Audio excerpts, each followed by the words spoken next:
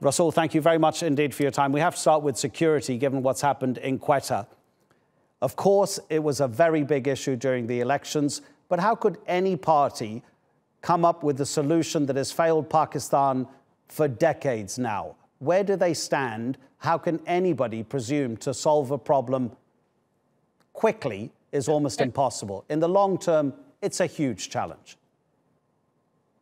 I think any government that comes to power day after will face tremendous challenges that Pakistan is facing. We have accumulated a lot of problems because of corruption, decline of institution, and incompetent leadership for the last 30 years. So if you look at foreign debt, it has touched about $80 to $90 billion. Physical deficit of Pakistan is about 50 to 20 billion. And our imports have increased substantially and exports have been declining. So internally, the question of peace and security and terrorism and incompetence of state institutions, there are a lot of problems.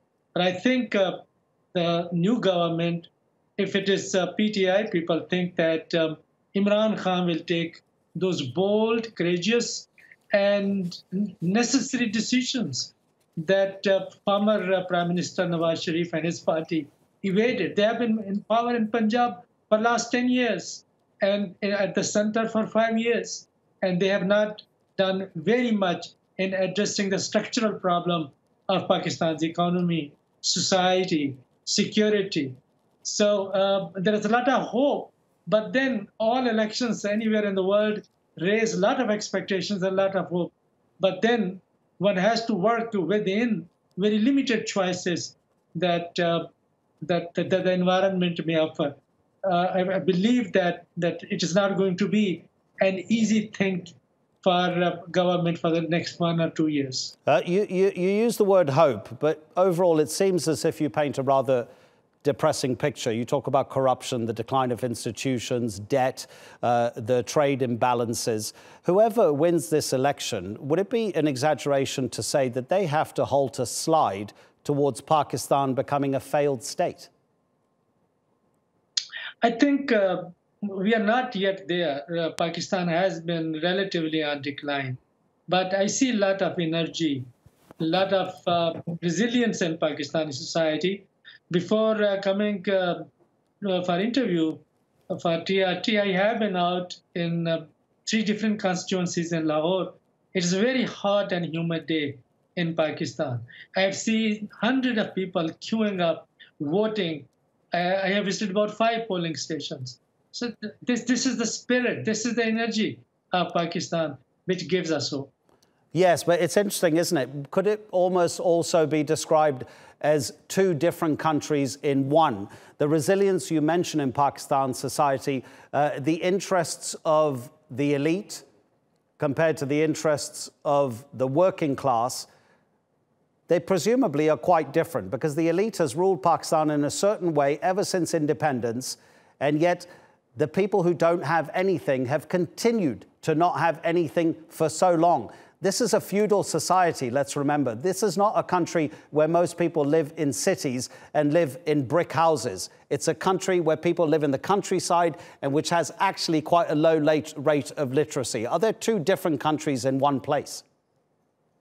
I think there are 2 different countries. You have rightly analyzed Pakistan's situation.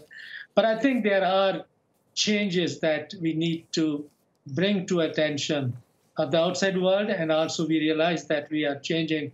The pace of urbanization for the last 20 years has been one of the highest in South Asia. Our cities are expanding. There is rural to urban migration.